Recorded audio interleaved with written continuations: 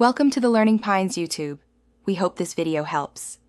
You start by making Chrome ready, update the browser and sign into your Google profile so bookmarks and settings sync. Once done, go to Settings and confirm Downloads behavior, set a predictable folder. Next, enable experimental offline features if available in Chrome, //flags, this helps background caching. Make sure you have at least one page open to save.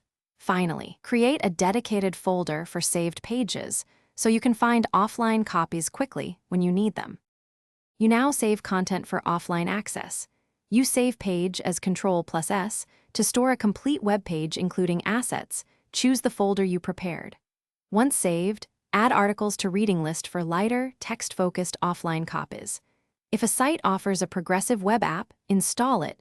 PWAs cache data automatically for offline use. Also consider extensions that manage offline caching. They keep multiple pages organized. Make sure to test by opening a saved file with Wi-Fi disabled to confirm the cache works.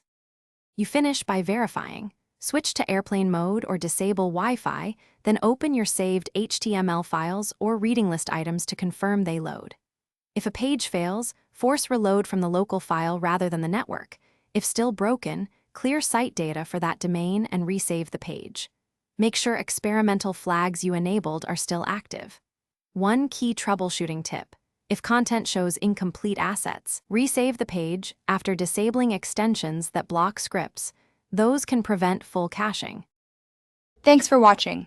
Consider subscribing if we helped you.